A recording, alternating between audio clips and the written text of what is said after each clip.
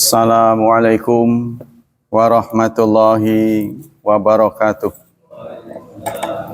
Innal hamdalillah nahmaduhu wa nasta'inuhu wa nastaghfiruh wa na'udzu billahi min syururi anfusina wa min sayyiati a'malina. May yahdihillahu fala mudhillalah wa may yudlil fala hadiyalah. Asyhadu an la ilaha illallah wa asyhadu anna Muhammadan abduhu wa rasuluh la nabiyya ba'dah.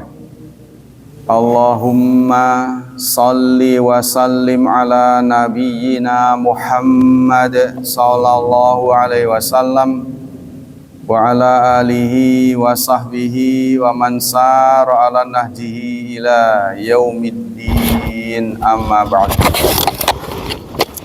Ayo ikhwan, kita lanjutkan kajian tafsir masih di surat ke-9 At-Taubah. Kali ini ayat ke-50 ya Pak. A'udzu billahi minasy syaithanir rajim. In tusibka hasanatun tasuhum wa in tusibka musibatun yaqulu qad akhadna amrana min qabl wa yatawallaw wa hum farihun. In tusibka, jika mengenaimu, ya, hasanatun, kebaikan, tasuhum, maka kebaikan itu menyusahkan mereka. Maksudnya jika kamu mendapat kebaikan, mendapat kenyamanan, keberhasilan, kelancaran, mereka susah. Wa in tusibka musibah, namun jika engkau menemuimu, ya, mendapatimu musibah. Musibah itu sebenarnya bisa enak bisa nggak enak, tapi umumnya digunakan untuk yang nggak enak. Kalau ada hal yang tidak mengenakan menimpamu, yaqulu, mereka berkata, qad akhadna amrona, sungguh kami telah mengambil sikap kami. Kami kan sudah ngomong, gitu tuh, wis diomongi, itu kan, aja mengkonon, sirane dojong baik, nah, celaka akhirnya. Kalau giliran celaka, nah, ya, mereka berlepas diri. Wa yatawallau, dan mereka menyingkir, meninggalkan kita. Wa hum farihun, sambil senang, dan mereka senang. Nah, ini kalau menurut terjemahan Kementerian Agama, jika engkau mendapat kebaikan, itu menyakitkan mereka. Akan tetapi jika engkau ditimpa bencana, mereka berkata, sungguh sejak semula kami telah berhati-hati. Kan udah diomongi. Ya, begitulah sikap orang dengki. Suka kalau kita berduka, duka kalau kita suka. Itu ciri orang dengki. Seharusnya kalau kita normal, ini bisa menjadi tolok ukur kita. Kalau teman kita senang, ikut kita senang. Kalau orang susah lagi prihatin, itu yang benar. Tapi kalau teman kita senang, kita susah, itu ciri gak beres itu. Ya, itu bisa menjadi ukuran kita. Contohnya, Anda pangkatnya supervisor, terus anak direktur, dengki sama anaknya begitu terlalu kan? Nah, harusnya senang, harus kita seperti melihat anak, melihat orang lain seperti melihat anak. Senang, ikut senang ya, saya ikut senang. Biasanya ada ujungnya, nggak dirayakan dah. Kalau ustadz begitu biasanya ke muridnya. Jadi kamu sekarang di mana? Udah pindah saya. Apa nggak ngundang-ngundang? Nggak enak. Selalu ada buntutnya. Nah, kita nggak boleh begitu. Ini namanya tidak zuhud, ya. Tidak zuhud. Kita tidak boleh menyuarakan sesuatu yang membuat orang itu susah. sehingga dia menghindar. Oh, pasti ada apa-apa. Kita lanjut. Bagaimana komentar dari para ahli tafsir? Pertama ditampilkan oleh Al-Syaukani. Syaukani itu yang ngarang Nailul Autar. Kalau Anda pernah Nailul Autar itu syarah dari Subulus Salam ya. Bukan Subulus Salam. Hadis-hadis ya. Hadis-hadis ya. Nailul Autar. Subulus Salam itu syarah dari Bulughul Maram. Lebih luasnya tapi kalau Nailul Autar beda nih, hadis-hadis seperti yang kita akan pelajari nanti. Tapi bukan Nailul Autar tadi. Dan karangan ininya kayaknya kalau ada tafsirnya ini, saya lupa namanya. Intusib hasanah.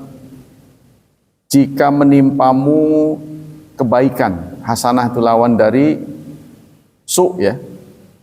Kanat bi ayyi sababin ittafaqa kama yufiduhu wuqu'aha fi hazis syarti. Artinya bentuk kebaikan apapun yang menimpamu, mereka susah. Wa kadri qaulu fil musibah, begitu juga musibah. Sebenarnya kata tusibka itu bisa untuk baik dan buruk. Kan nanti bentuk isim fa'il itu musibah, tusibka menimpamu. Ya, mengalamimu. Bisa jadi nggak enak, tapi terkenalnya disebut musibah. Kama yufidu syak dukhulan aulia awalian fabin jumlati ma tasaddaqa alaihi hasanah al-ghanimah wa dzufar. Yang dimaksud hasanah di sini pada waktu itu adalah rampasan perang. Kalau giliran dapat menang, rampasan perangnya itu nggak tanggung-tanggung besar sekali. Nah, mereka susah karena nggak terlibat. Tapi begitu kalah, pulang dengan tertunduk, luka di mana-mana, ya perawatan. Kan udah diomongi. Saya ngomong kemarin kan, mereka mengatakan itu hatinya senang, gembira. Nah, kalau kita kalah, itu ciri orang hasud. Wa min jumlati tadi sudahnya. Wa hadza dzikru naun akhar min haitsu damairid munafiqin wa su'i af'alihim. Ini salah satu yang diungkap oleh Allah Subhanahu wa taala. Ya, dari hati orang-orang munafik. Jadi Allah kan tahu isi hati. Alimum bidzati sudur. Begitulah mereka. Wal ikhbaru bi azimi adawatim li Rasulillah, dan besarnya permusuhan mereka kepada Rasulullah. Walil mukminin, dan kepada orang beriman. Wa innal musa'a bil hasanah wal far bil musibah min adzami ma yadullu ala annahu fil adawat qad balagu ilal ghayah. Karena susah ya melihat orang senang, gembira, karena susah dengan kebaikan, wal far bil musibah, dan senang karena mendapat musibah, itu ciri paling besar bahwa mereka bermusuhan. Jadi permusuhan paling besar itu dicirikan dengan senang kalau kita susah, susah kalau kita senang.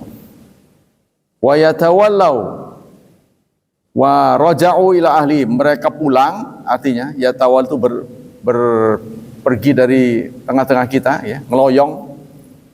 An muqamatil istima, dari tempat bersatu, tadinya ketemu kita lalu dia pergi, itu namanya yatawallau. Wa mawatin tahadduts hala kaunihim farihin, sambil gembira. Jadi mereka meninggalkan majlis kita, hatinya senang. Itu ciri orang nggak benar. Qad akhadna amrana min qablu. Apa arti qad akhadna? Kami telah mengambil keputusan. Tuh, keputusan kita benar kan? Nggak ngikut kan? Kamu jadinya begitu. Nah, disalahin. Ayat ihtatatna li anfusina. Artinya kami sudah mengambil keputusan untuk diri kami. Wa akhadna bil hasmi falam nakhruj ila qital. Sehingga kami tidak keluar perang. Kami kan sudah memberi keputusan nggak perang, akhirnya kalah kan? Tuh gitu ya. Kama kharajal mu'minun, hatta seperti orang-orang mukmin pergi, kita nggak pergi, akhirnya kalah kan kamu kan? Nah, jadi apa namanya? Melungguh kata orang. Ya, bener kan kalah kan? Kan udah kalah digituin kan, makin nyesek. Udah diomong. Hatta nalahum manalahum mina musibah, sehingga kamu terkena musibah. Itu pendapat pertama dilontarkan oleh Asy-Syaukani. Fathul Qadir, saya lupa. Nah ini tafsirnya namanya Fathul Qadir. Qala Ar-Razi, berkata Ar-Razi, wa nukila an Ibnu Abbas anal hasana fi yaumi Badrin. Dari Ibnu Abbas, beliau menyampaikan yang hasanah dimaksud di sini adalah waktu perang Badar. Kemenangan Badar. Kan di waktu perang Badar kan menang kan? Wal musibah yauma Uhud. Sementara musibah di sini adalah perang Uhud. Jadi waktu perang Badar kita menang, perang Uhud kalah. Sebenarnya sih Uhud bukan kalah ya, karena indisipliner. Jadi kalau umat Islam itu disiplin, yaitu tadi, jangan turun dari bukit 50 pemanah tuh. Kalau taat, insya Allah menang. Ya tapi itulah mereka indisipliner. Kebetulan musuh waktu itu dipimpin oleh Khalid bin Walid, yang sepanjang hidupnya memimpin perang gak pernah kalah. Tapi lagi di puncak kejayaannya diturunkan oleh Umar bin Khattab. Kalau itu terjadi pada kita pasti kudeta itu. Lagi puncak-puncaknya, ya namanya tersohor, diturunkan oleh Umar bin Khattab. Ya pundung lah pasti. Kalau kita, tapi insya Allah Khalid bin Walid tetap sabar. Tidak marah ya. Fa in sabata bi khair bi khabari ana hadza wal murad wajib al masiri wa ila fal wajib hamlu ala kulli hasanah wa kulli musibah. Kalau berita ini benar kata Ar-Razi ya, yaitu riwayat dari Ibnu Abbas, musibah ya perang Uhud, menang senang ya perang Badar. Kalau berita ini benar kata Imam Ar-Razi, maka kita harus meyakini itulah. Tapi kalau tidak, berita ini namanya berita bukan dari Nabi kan, bisa benar bisa salah, berarti ini berlaku sepanjang masa. Ya, ciri musuh Islam itu kalau kita lagi senang dia sedih, kalau kita lagi suka dia duka, kalau kita berduka dia suka. Itu ciri puncak permusuhan. Qultu wa ila qauni lafzi aman fi kulli mahbub wa makruh dhahaba Ibnu Atiyah wa Ibnu Katsir wa ghairuhuma. Aku berpendapat, nah ini kata pengarang ya, pengarang ini doktor Abis Suhel Muhammad bin Abdullah Abdurrahman Al-Maghrawi, doktor. Kata beliau, menurut aku ayat ini berlaku untuk semua. Pendapat ini juga disampaikan oleh Ibnu Atiyah dan Ibnu Katsir. Ibnu Katsir juga berpendapat yang sama. Jadi ciri khas musuh Islam itu adalah suka kalau kita berduka, berduka kalau kita suka.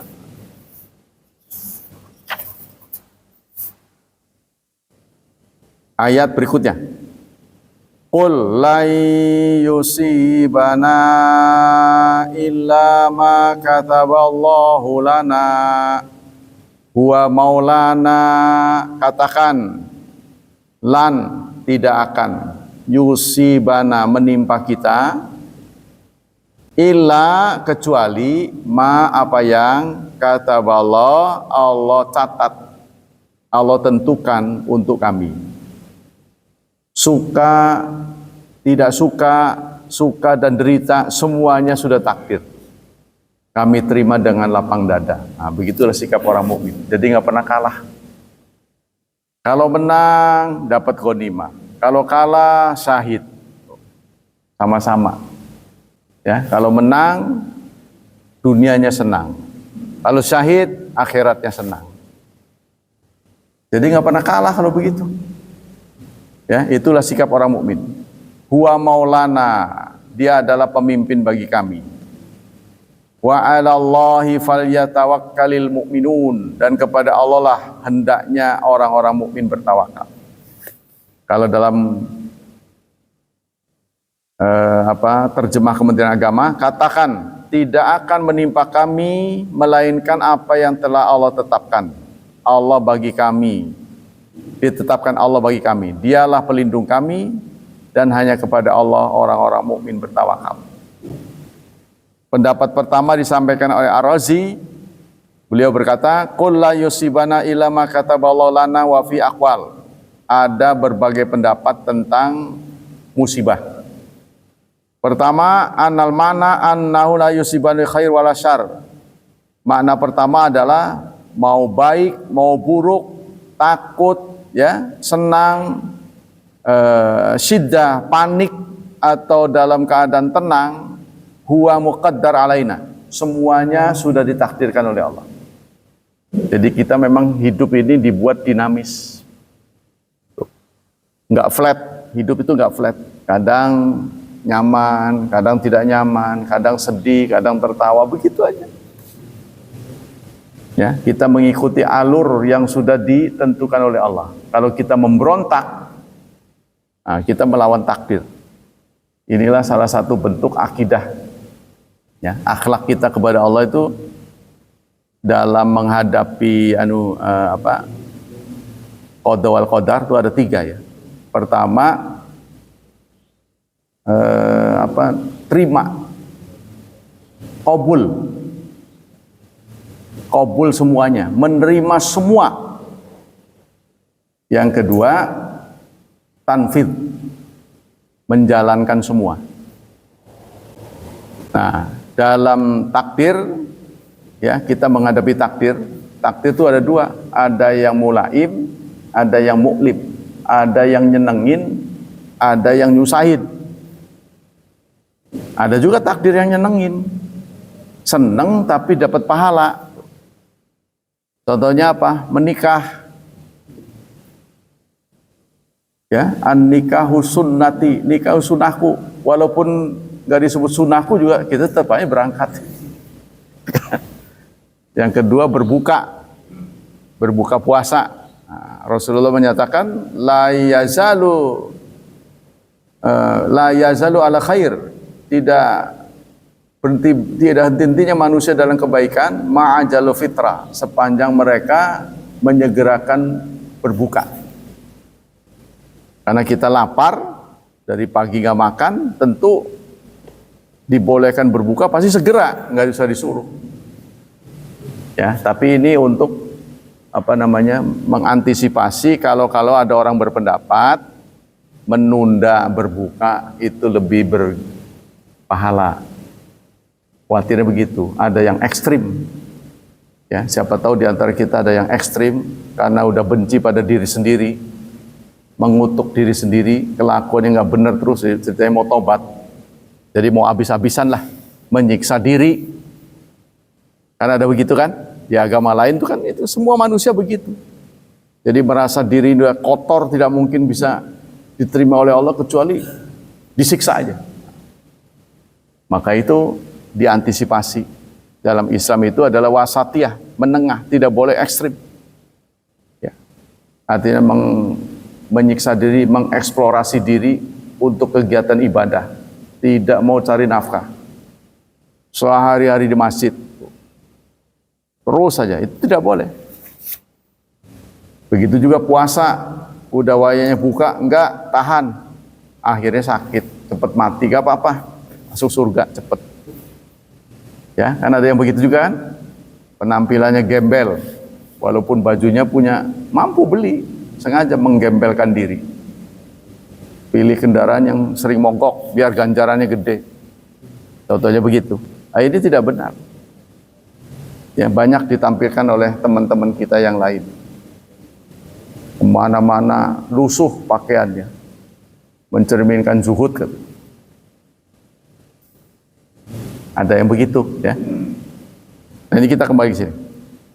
Jadi menghadapi takdir, ada yang mulaim, ada yang muklim, ada yang nyaman, ada yang tidak nyaman.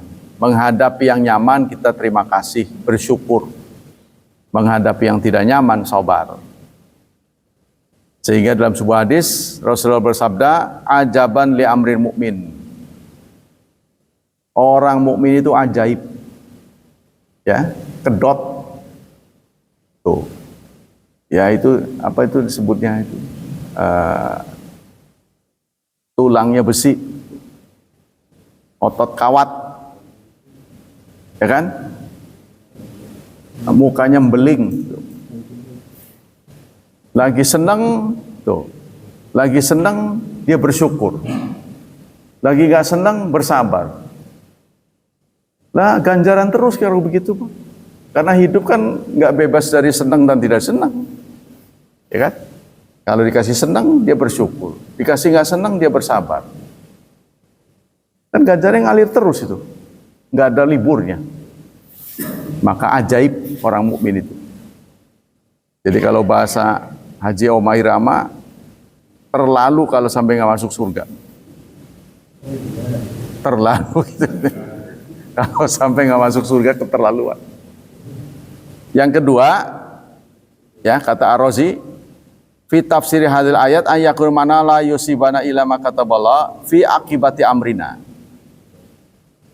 Pendapat kedua, tafsir dari la yusibana, tidak akan menimpa kami kecuali Allah yang telah Allah catat untuk kami, artinya akibatnya.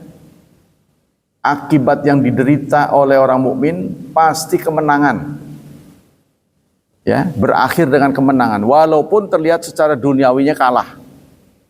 Contohnya betul-betul kalah, dia terbunuh, kan syahid, tetap aja menang. Wal maksud ayat har mukminin ana ahwal rasul wal muslimin wa in kana mukhtalifatan fi sur wal ghaib wal ghabi ila ana akibatu ad-daulati lahum. Akibat semuanya, artinya ujungnya, finalnya.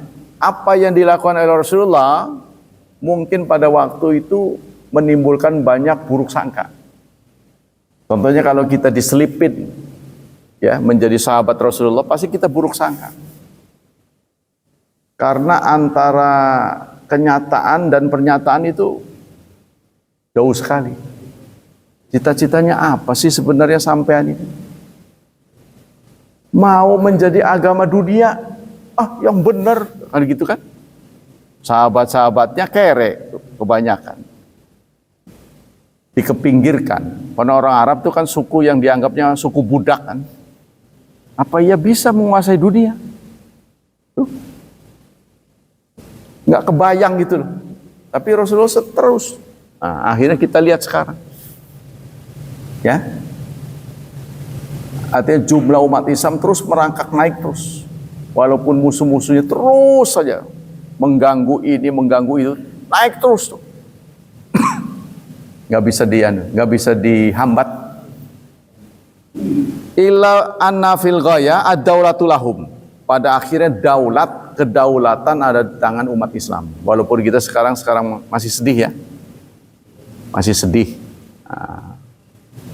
Masih sedih karena melihat kenyataan-kenyataan saudara kita Palestina semakin dipojokkan. Bahkan Indonesia juga terlibat menandatangani kesepakatan perdamaian yang dikarang oleh bebek Donald Trump. Ini sangat patut prihatin ya, tapi kita nggak tahu dibalik semua itu. Mungkin kalau kita menentang, dia marah, berbagai kesulitan akan dihadapi kita belum kuat, belum bisa. Jadi sementara ngalah dulu. Ya kan? Dihadapkan pada pembangkangan,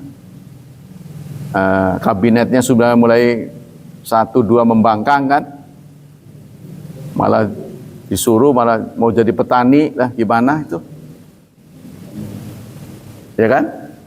Yang satu lagi yang mantan ngomong, jangankan provinsi-provinsi, kecamatan saya datang. Ini kan menggeliat lagi, manas. Tapi sang jenderal pasti menyimpan banyak jurus. Ini bukan KW-KW ini. Kita tetap husnudzan. Jadi pada akhirnya itu pendapat kedua. Pendapat ketiga, wal mana idza sirna maghlubin sirna mustahiqin li ajrin azim wa thawbil kabir wa in sirna ghalibin sirna mustahiqin li thawbil akhirah. Sama kayak tadi sih. Pendapat ketiga mengatakan, kata Ajuzaz, kalau kita kalah kita juga dapat pahala, kalau kita menang kita dapat ghanimah. Jadi nggak ada matinya, mau kalah mau menang itu sama bagi umat Islam. Walaupun orang luas, masyarakat ramai akan melihat kalau kalah ya rugi, kalau menang untung gitu kan dari sisi materi. Tapi bagi umat Islam kalau kalah syahid, dapat ganjaran. Sama dengan inilah doa. Doa kan salah satu respon Allah terhadap doa itu kan ada 3 kan. Pertama dikabulkan seluruhnya. Yang kedua ditolak seluruhnya, tapi ada kompensasi nanti yang kita nggak tahu angkanya. Yang ketiga ditolak. Nah nanti setelah pindah alam tahu kan, sudah di akhirat, justru ada beberapa orang yang nyesel, doanya dikabul. Dia menyesali kenapa doa saya dikabul. Karena melihat kompensasi yang Allah berikan kepada orang-orang yang tidak dikabul. Jadi Allah perlihatkan, nih, apa ini ya Allah, banyak amat. Kan dulu kamu berdoa nggak suka dikabul, ini kompensasi. Nah, yang ngelihat itu yang dulu dikabul. Oh, kalau tahu begitu, masa nggak usah dikabul. Gitu. Jadi nanti di akhirat banyak pihak yang menyesali kenapa doa waktu di dunia dikabul. Yang lebih nyesel lagi yang nggak berdoa lah, gitu. Ya kan? Yang nggak pernah berdoa nggak dapat apa-apa. Tapi yang berdoa tidak dikabul, kompensasinya lebih besar. Karena disimpan, investasi. Jadi kalau kita berdoa nggak dikabul, itu investasi. Berdoalah apa saja. Bahkan Syekh Utsaimin mengatakan, sampai pun ketika tali sepatu kita lepas, kesel kita. Ya Allah sabarkanlah aku. Kesel gitu. Itu aja dapat. Apa saja. Cuma yaitu, kalau kita dihadapkan pada pilihan, carilah yang maksurat. Takut salah seperti Nabi Yusuf, Nabi Nuh. Ya, walaupun kita cerdas, kita memilih sesuatu, ternyata salah. Ketika dikabul kita nyesel. Baik lagi ke sini. Itulah pendapat Ar-Razi. Pendapat kedua disampaikan Al-Syaukani, wa faidatu hadzal jawab anal insan idza alima anna ma qaddarallahu kain wa anna kullu ma nalau min khair wa syarr innama huwa yaqdara wa qada'i hanat alai masaib. Faedah atau hikmah dari pernyataan Allah ini, bahwa apapun musibah yang ditimpa, yang dialami seseorang, semua adalah sudah digariskan. Ya, pernyataan ini akan meringankan secara kejiwaan, akan meringankan kita. Sudah takdir. Jadi yang belum kita boleh ikhtiar. Sesuatu yang belum terjadi kita ikhtiar. Ikhtiar itu apa? Diambil kata khair. Memilih. Kita memilih yang terbaik. Milih jodoh. Nah, sebelum ya kita pilih yang terbaik, nanya sana, nanya sini.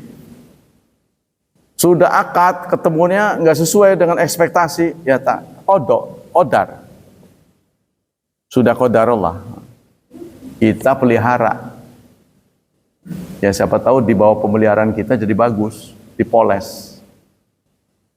Kalau kita milih salah, tapi kalau kita sudah milih, kemudian beruntung dapat yang bagus, ya kita bersyukur pada Allah. Itulah menghadapi takdir. Kita nggak bisa lepas daripada itu. Tapi kebanyakan orang Islam begitu, sebelum berusaha udah kalah. Ya, belum berusaha udah kalah. Kalau Anda lihat orang-orang kafir yang sukses tuh, yang dagang-dagang di pinggir jalan, itu udah berkali-kali bangkrut itu. Ya, begitu jatuh dia bangun lagi, jatuh bangun lagi. Begitu nggak kapok-kapok. Kita begitu jatuh, wis lah, aduh, pegel kita, nyerah. Maka itulah kata Pak Habibie, ya, kegagalan itu ketika seseorang menyerah. Jadi gagal itu kita menyerah. Coba lagi, seperti Honda itu. Honda itu kan nama orang Jepang. Honda, nama orang Jepang itu namanya Honda. Ya, dia nggak tamat sekolah katanya, tapi dia kotak-katik ngarang itu. Bagaimana bisa dapat sepeda ada motornya? Terus Kentucky Fried Chicken itu gambarnya kakek-kakek kan, pensiunan. pensiunan angkatan, ngapain yang nganggur ya? Nah, dia menciptakan resep. Ditolak lebih dari 100 restoran. Pada suatu saat dia berhasil mengantarkan resep itu diterima seluruh dunia. Akhirnya laku. Tapi karena dia membela Palestina, sepi lagi.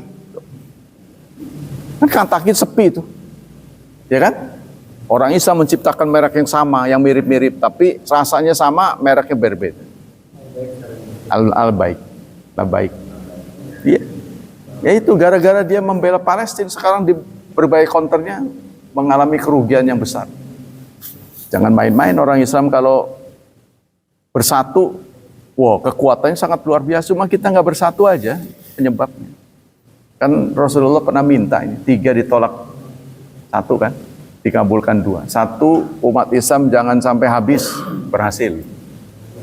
Kedua, hukuman kepada kita jangan seperti hukuman seperti dulu, instan, begitu salah langsung jebret, jangan, kasih waktu, dikabul. Yang ketiga, tolong umat Islam semuanya bersatu, nggak dikabul. Nah kalau semuanya bersatu, kamu kerja apa? Ya nggak perlu ngaji lagi, semuanya udah beres tuh.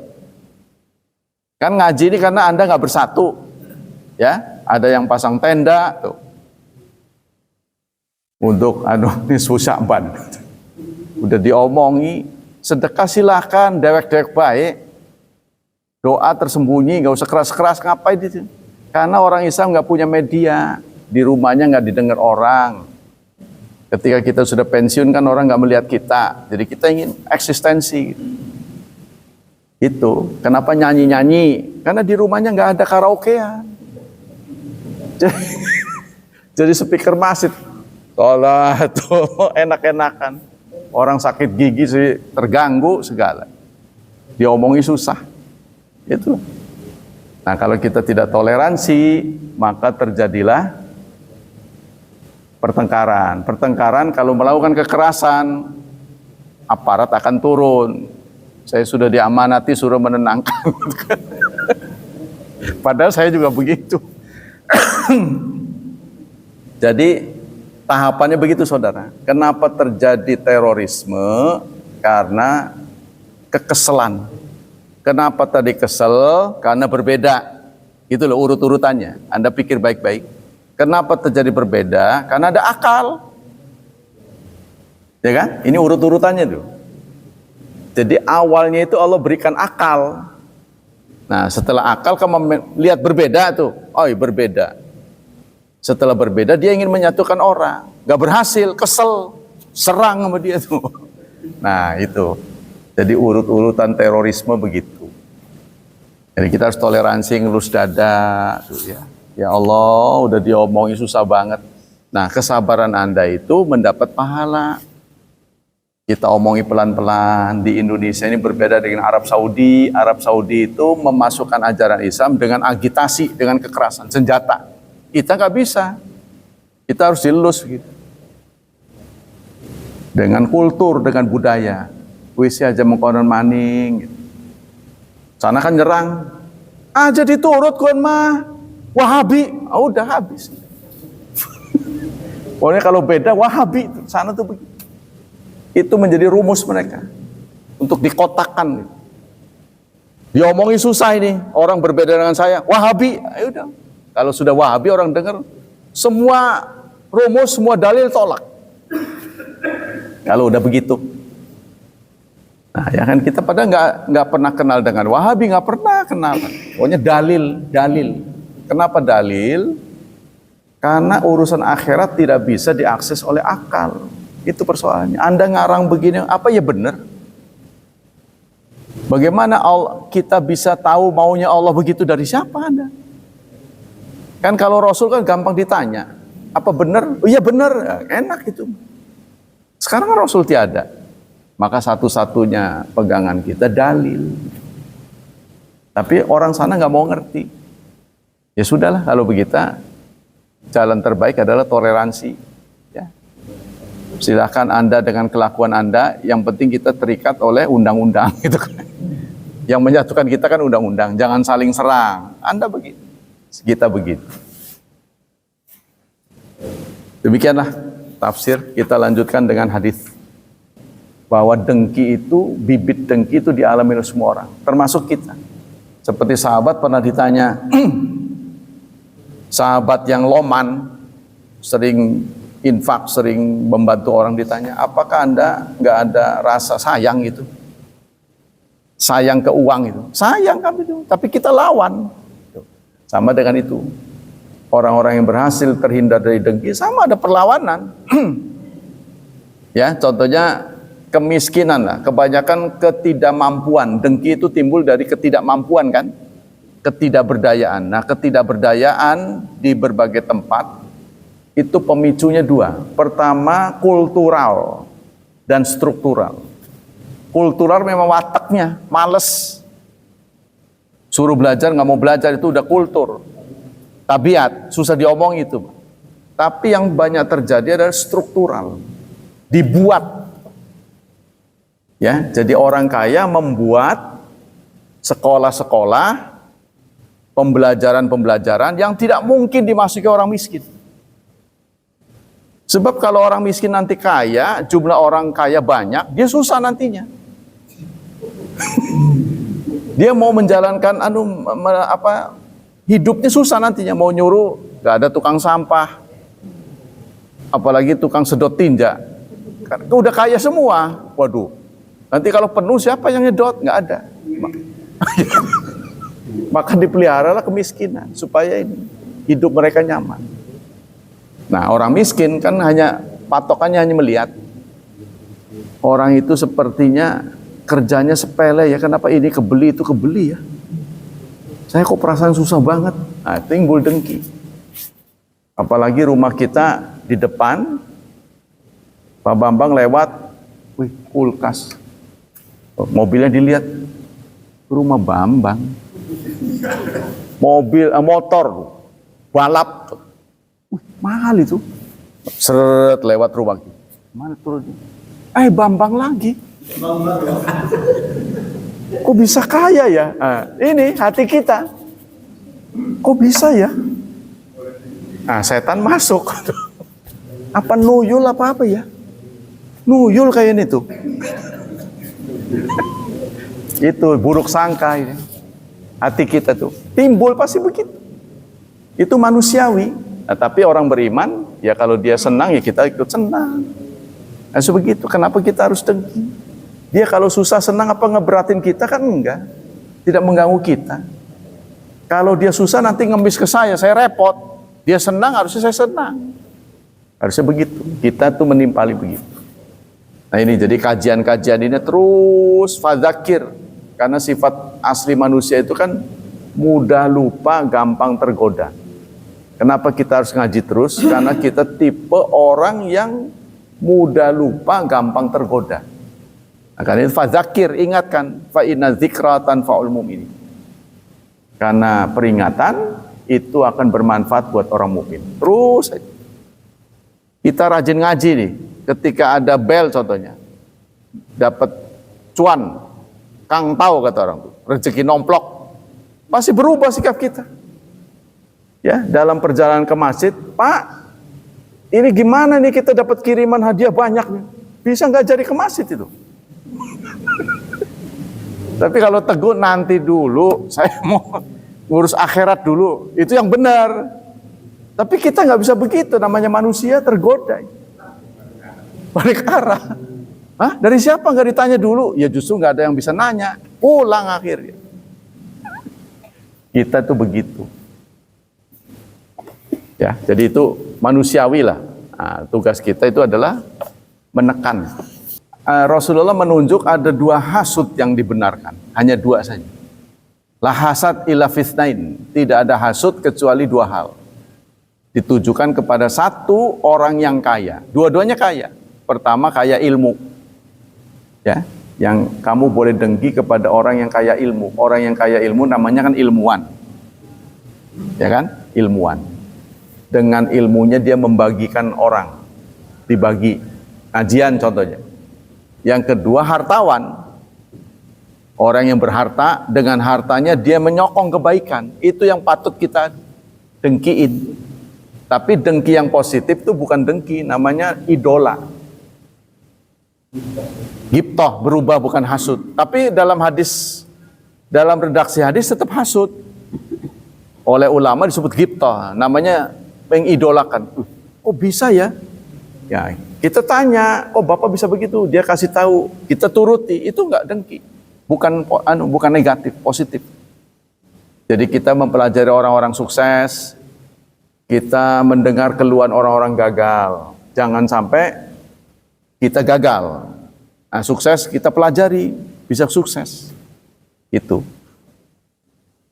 Orang yang gagal, sama sekali gagal, ada orang yang nggak pernah mau tahu, mau sukses atau mau gagal, sebodoh amat. Jadi, ada orang tipe itu. Cuek aja, itu tidak adakan perbaikan, tidak ada perbaikan, ya kan? Kita harus menghadap ke depan, kan? Harus, artinya pandangannya ke depan. Contohnya saya dilahirkan sipit, itu kan nggak bisa nolak. Tapi anak saya jangan sipit, maka cari yang belok, itu kan benar saya.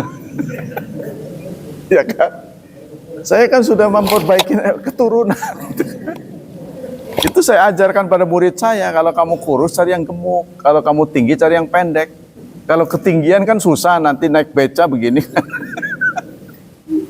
Jadi harus yang wajar. Kita ada sesuatu yang kita tidak bisa tolak, tapi kita harus perbaikan ke depan. Harus ke depan. Bagaimana ke depan? Nah, kita lanjut. Sekarang kita menyampaikan hadis dari Anas, anna rajulan ja'a waqad shalla Rasulullah faqama yusalli wahdah. Faqala Rasulullah mayyat tajir ala hadha fal yusalli ma'a. Suatu saat diriwayatkan oleh Anas, ya, Rasulullah sudah sholat. Kita sudah salat bersama Rasulullah, sudah berjemaah, sudah usai. Datang seseorang. Lalu Rasulullah berseru, siapa di antara kalian yang mau sedekah kepada ini sahabat-sahabat? Siapa di antara kalian yang mau sedekah? Silakan temani dia berjemaah. Ya, jadi kita boleh setelah sholat berjemaah mendapati orang yang nggak ada temennya untuk berjemaah, kita temani dia. Nah, maka penemanan kita terhadap orang itu dianggap sedekah, ya kan? Dianggap sedekah karena kita mengantarkan dia mendapat pahala lebih besar. Ada juga yang memberikan resep begini, saudara.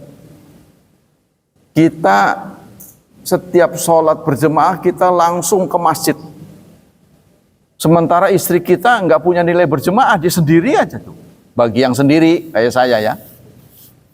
Kayak saya kan sudah berdua-dua saja. Nah, bagaimana meningkatkan pahala istri kita? Kita sholat berjemaah dulu dengan istri, lalu kita lari ke sholat, ke masjid. Kalau bisa, tapi kalau ke masjid ketinggalan ya jangan. Atau kita sholat dulu, pulang ke rumah kita memimpin sholat untuk istri.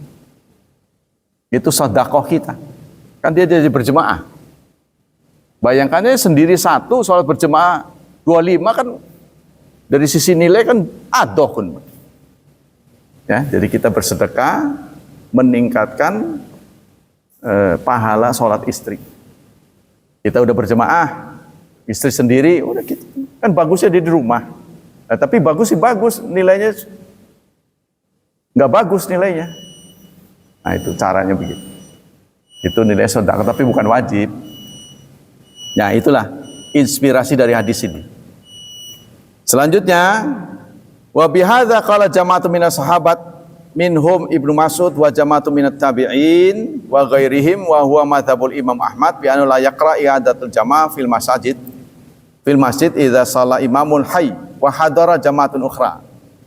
Karena itu sejamaah ya dari sahabat, kelompok sahabat di antara Ibnu Mas'ud dan tabi'in, yaitu mazhab Imam Ahmad, tidak dimakruhkan mengulangi sholat dalam rangka membantu seseorang berjemaah.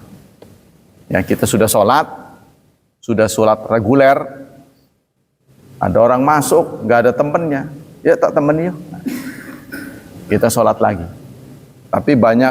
Tapi ada beberapa sih yang mengatakan hanya boleh sekali, jangan menjadi joki ya. Belum sholat? Belum. Mau nilainya tinggi? Ya mau. Ada pengertiannya ya. Dijadikan joki, kayak joki ziarah, ya kan? Ziarah, tempat-tempat ziarah kan joki, ya kan? Ziarah kan seharusnya sendiri, orang kita yang berkunjung di situ, ya kan? Kenapa harus ditemani orang? Jadi kalau orang itu lebih tinggi dari kita ilmunya, berarti dia yang imam. Gitu. Kalau dia nggak ngerti ya kita jadi imam. Yang penting kan tujuannya supaya dia berjemaah. Nah, tindakan kita seperti itu sedekah. Tapi itu jangan jadi joki. Gitu. Nanti udah selesai ketemu nggak ada imam, saya imam ya. Ya. Kalau saya sih sepanjang tidak ada fitnah, bagusnya di masjid. Tapi karena kadung orang sudah mengatakan bagus di rumah, ya saya diamin aja. Maksudnya begini, suasana di Indonesia itu berbeda dengan Arab Saudi. Kalau di Arab Saudi perempuan itu betul primpen, nggak ada di mana-mana. Kalau kita ini kan di masjid nggak boleh, ke pasar boleh, itu yang nggak cocok itu. Sebaik-baik tempat itu kan masjid, seburuk-buruk tempat katanya pasar. Ke masjid nggak boleh, ke pasar boleh, itu kan Anda tidak adil. Itu loh maksud saya. Tapi kalau menurut ajaran sebenarnya sebaiknya di rumah. Kan itu kan alam di sana. Perempuan sebaiknya di rumah, sama juga dia juga nggak ke pasar. Ya kan? Kalau kita ke pasar boleh, ke masjid nggak boleh, itu kan aneh. Maka gimana? Maka kalau ada perempuan menginginkan ke masjid, suami nggak boleh melarang. Jadi begitu. Jadi walaupun bagus di rumah, tapi kalau dia kepengen ke masjid, tidak boleh dilarang. Dan menurut saya perempuan ke masjid itu sudah aman untuk Indonesia. Kan kita punya polisi, kita punya satpam, aman. Jadi jangan dilarang.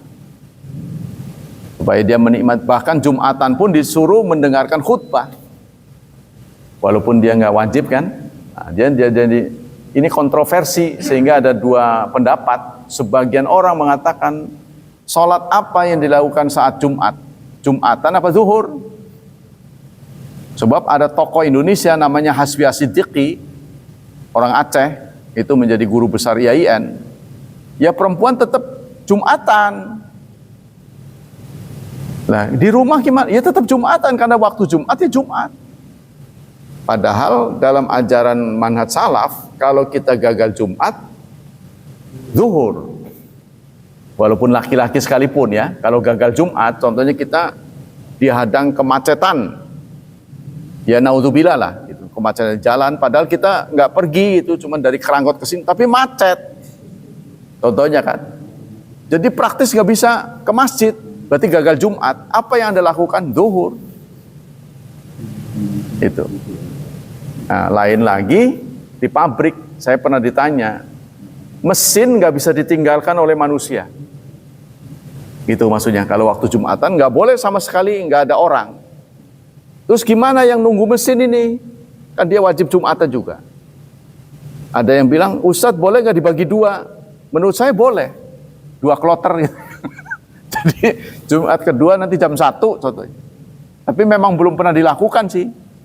Karena kita kan uzur, dibagi 2 Jumatan, 1 tepat waktu, yang kedua jam 1, rombongan jam 1 silakan mungkin yang baru datang.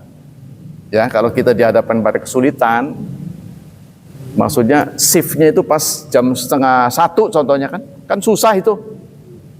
Yang sono kalau datang duluan rugi, itu. Ngapain saya datang jam 11? Wong tugasnya 12:30, contohnya gitu. Yang di sini, itu kan. Kalau nunggunya terlalu lama atau paling tidak diundur, ya, itu cara-caranya. Itu Pak. Kembali kita ke sini ya. Jadi menurut madhab tidak makruh mengulangi sholat padahal sudah sholat, untuk membantu teman mendapatkan pahala berjemaah. Itu ya. Jadi kalau Anda prihatin terhadap istri, tunggu di rumah aja, ganjaran berjemaah 25, sendiri 1, kan selisihnya jauh benar itu. 1 dengan 25 eman, kerjanya sama kan? Maka Anda bisa lakukan dengan membantu sholat berjemaah ketika sudah selesai kita ke rumah. Itu pun kalau mau, tapi karena fatwa begini jarang didengar, biasanya nggak mau. Selanjutnya, babu salatil isya wal fajri fil jamaah. Bab keutamaan 2 salat, isya dan fajar, subuh dalam berjemaah. Dari Abu Hurairah, Rasulullah bersabda, laisa salatun, tidak ada salat, asqal, yang lebih berat, alal munafiqin, bagi orang munafik, minal fajri wal isya, ketimbang fajar dan isya. Ya, salat yang paling berat. Walau ya'lamuna ma fihima, kalau mereka mengetahui apa yang ada pada keduanya, maksudnya pahalanya, besarnya pahala, la atauhuma, niscaya mereka akan mendatanginya, walau habwan, meskipun dengan merangkak. Kalau saja angka poin yang ganjaran itu diperlihatkan, alam gaib ya, niscaya mereka akan ngudak, itu bahasa sini. Walaupun ngudaknya itu harus dengan merangkak. Walaupun laqad hamamtu, dan aku ingin, an amural muadzin, menyuruh seseorang untuk azan, fayuqima, lalu sholat ditegakkan, summa amura rajulan ya'umun nas, dan aku suruh orang lain yang jadi imam, ya, summa akhudhu syu'lan minan nar fa uharriqu ala man la yakhruju ila salat ba'du, lalu diam-diam aku menyelinap, menggeledah rumah-rumah yang penghuninya nggak keluar ke masjid, lalu aku bakar rumahnya. Walaupun Rasulullah ngomong begini, ini sepanjang hidupnya belum pernah dilakukan. Jadi Rasulullah nggak pernah melakukan, cuman anu aja, ultimatum. Saya kepengen suatu saat, saking keselnya, jadi ini katanya, ini diucapkan oleh Rasulullah ketika mendapati jamaahnya sedikit. Pada kemana nih orang? Itu sikat itu, bahasa kita. Pada kemana nih? Ya kan sahabat nggak tahu lah gitu. Nah, dia keluarlah hadis ini. Aku kepengen azan tiba, orang lain yang mimpin sholat, diam-diam saya menggeledah sidak. Tuh, rumah yang ada orang nggak keluar untuk berjamaah tak bakar. Ini ultimatum dari Rasulullah. Jadi ultimatum Rasulullah dipahami bahwa sholat berjamaah itu setidak-tidaknya wajib. Inilah manhaj ahlus sunnah wal jamaah. Tapi kalau jumhur mengatakan sunnah muakkad. Jadi dua pendapat ini menimbulkan efek. Bagi orang yang berpendapat sunnah muakkad, toh dijalankan dapat ganjaran, nggak dijalankan nggak apa-apa. Itulah jadi sepi. Jadi Anda mendapati orang berjemaah ini tuh kendaraan jalan di kampung-kampung. Jadi seperti nggak punya kuping. Cuek aja.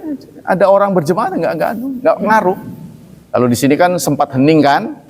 Waktu kita berjemaah kan setidaknya nggak ada kendaraan, semuanya tertib.